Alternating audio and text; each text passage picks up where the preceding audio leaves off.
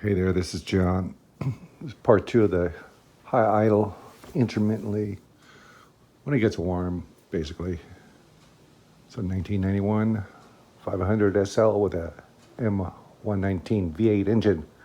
So I've just been researching, and I mean, you could have all kinds of issues. I've read horror story posts where mechanics are asking for help on the forum. I've replaced all these parts.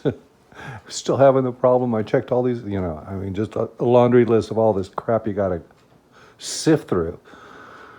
But, it's usually it's that idle control valve. And there's something, suspicion, that for the duty cycle on this car, this is a 91, so you can read the duty cycle at a diagnostic port right here, just like the W124. In some of my videos on that car, you'll see me adjusting the video or the duty cycle. And one time I couldn't adjust it, there was 0. So I replaced the EHA because it was leaking gas, and my duty cycle came back. I said, yeah. Now this car, it's at 0. Cannot adjust the duty cycle. The HA is not leaking. Car runs good, other than just high idle after warm up. So I'm sifting through it, the YouTube video. This is something I ran across on YouTube for the M119. At current of 1,000 milliamps, the valve must be completely closed.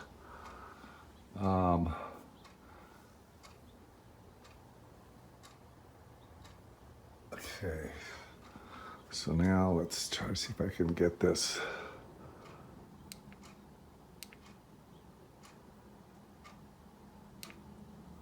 Now,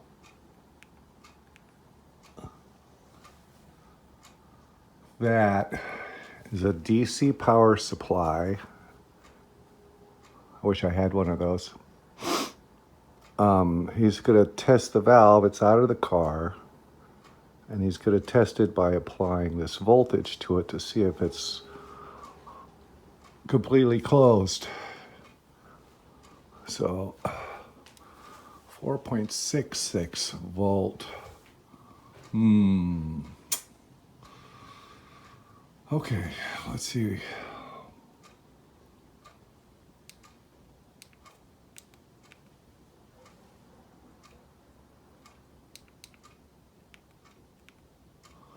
Okay, the valve is not completely closed, high idle. The valve needs to be adjusted or replaced. I don't know if you can adjust it, but you can see inside here. I don't know if I can pick that up or not. So there's that plunger. Anyways, that's just something that food for thought. I was thinking of I could take that valve out and use a 9-volt battery and touch it against the 2 terminals and give it power. Just touch it and observe that, see if it's moving, see if it's completely closed or open. Anyway, so there's that. I do have a suspicion, since I can't get that duty cycle reading to work. I did read in the past, maybe 6 months ago, that there's a module, N3 module, I believe, and it's supposed to send power to the EHA valve and power to the idle control valve. So I have to work on that a little bit more, but it's kind of weird that there's no power. I can't get the duty cycle to work at all on this thing. I wonder if it's related and it's a module that's crapping out that's causing multiple issues. Here I am, breaking the weather before it starts pouring rain. Put the idle control valve back on, and it started. Just heating it up, getting it warm.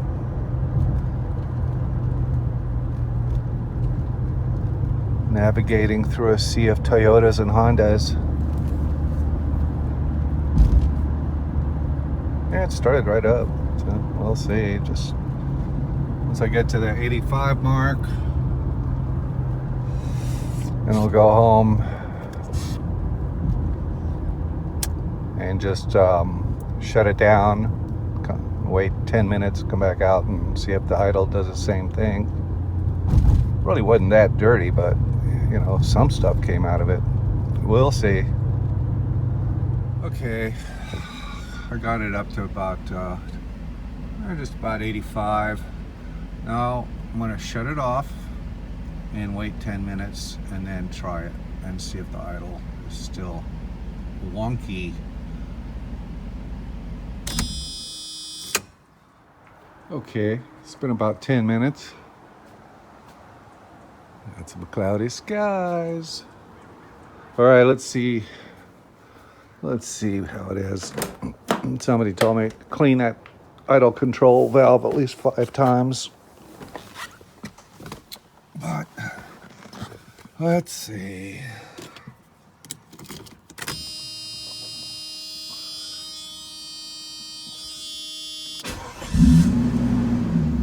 Oh, I kind of felt it go high.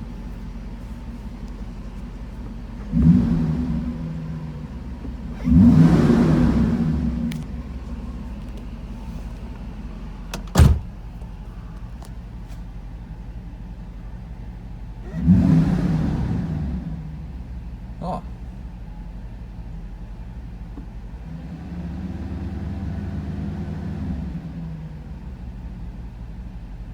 Well, seems to be a little better.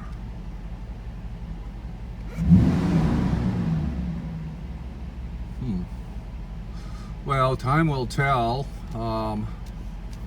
Temperature a little bit over the 80.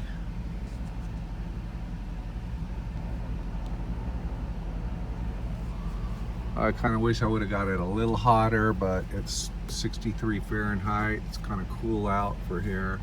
I like it when it's at least 75 degrees out or 80 degrees. Then it engine really gets hot. But you know, I did what I could before it started. It started raining on me when I came home.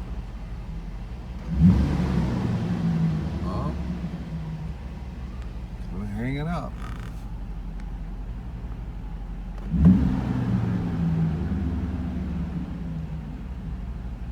Yeah, you can see it.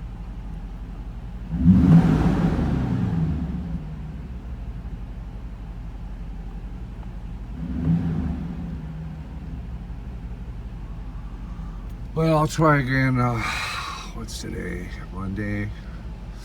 I think by Friday we'll have clear weather. I can really heat this thing up.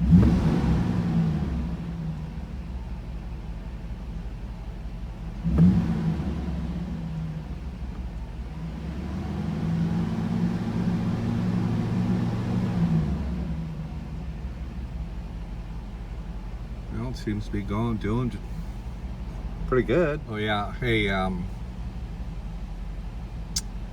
if things change, oh, see, it's still hanging up just a little bit. It's better, but it's still hanging up just a little bit. I think it'll pass smog like that. I'll keep working on it, and I'll keep adding to this video, and we'll see how it goes. John out. Yeah, I thought I'd throw this in.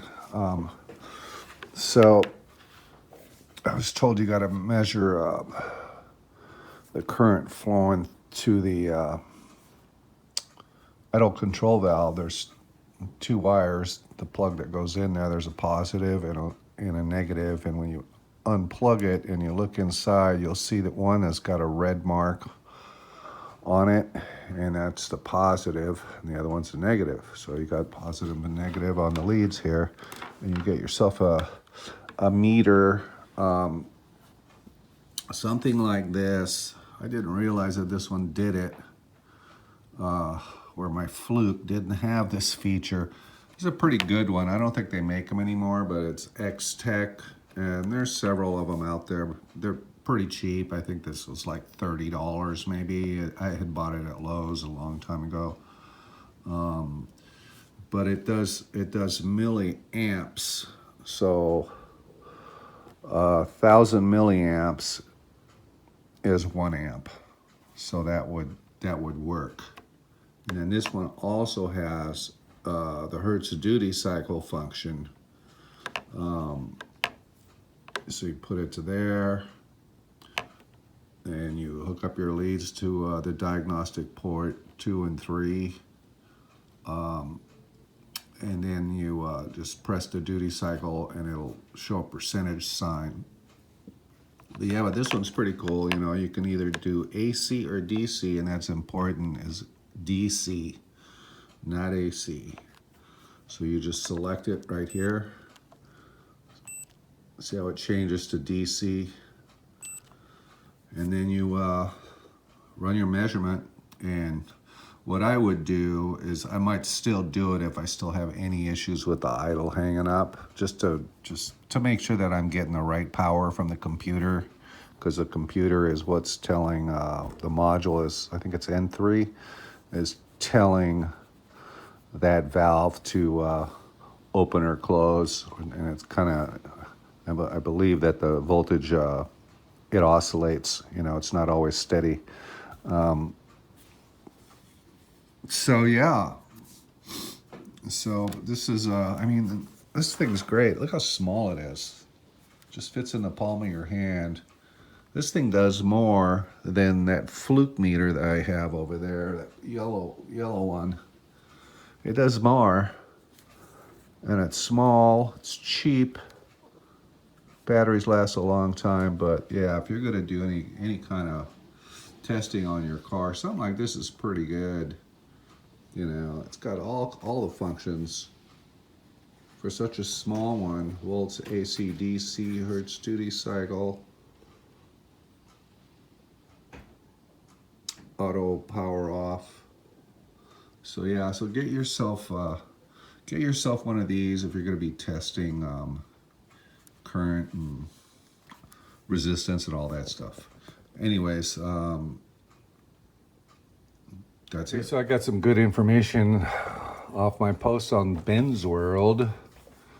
So apparently you can adjust this idle controlled valve with this setup here. It screws into the whatever this plunger is in here, and you can bring it out a little bit and get it to close so that your idle will be like right on. And it's kind of not complicated to do, but you know, with test equipment you can do it, but kind of seems like some people are doing it just by bringing it out just a little bit and getting it to close, and it works okay. So I'm going to,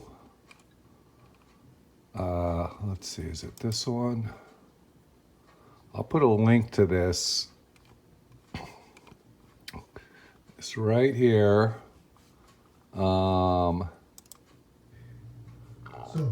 So he, yesterday I who is he? I'm gonna make a video on how to adjust the. I'm gonna put, this is for a W126, I believe, but they're the same. You know, that's what we have on the R129. At least the early ones. Later models, you probably have a different setup, but mine's a 91, so you could do this. But I'll, he's got all kinds of test equipment. You know, the DC power supply where he can actually adjust it, and he shows how the valve, how it opens and closes and different voltages. But I'm sure I could probably wing it without test equipment. You put that screw in there, and you kind of like knock it back a little bit, or knock it. I think it's this way. Yeah, it's over here. And you want this thing to be closed. If it's just a little bit open, your idle's going to be high. If it's closed, you know, it's going to be right on. And I guess there's a diaphragm in here, and if it gets a lot of gunk in there and stuff like that, and it's just old, deteriorated, it's, you know, you're going to need a new valve, but it's worth a shot. So I'll put a link to this. Trying to figure out, let's see if he's on YouTube here. Who is he? Oh, it's that right there. So I'm really glad that I found this, because this will really help if I still have a high idle after cleaning it. You know, I might clean it one more time before messing with it like that, you know. But you can see that he applies voltage to it. And you see it closing? And watch, it'll completely close. That white line will disappear. He's got a flashlight shining through it. And then eventually it closes all the way, so you don't see any light through there at all. And that's what you want to have happening with your idle control valve. And I don't know if this was for an R107, but there was a lot of similar stuff going on with it. When you see how he had to screw that, there's threads on this plunger in here, and he screws this in here and then just pulls this, pulls it out, pushes it in. But check that out. Anyways, okay.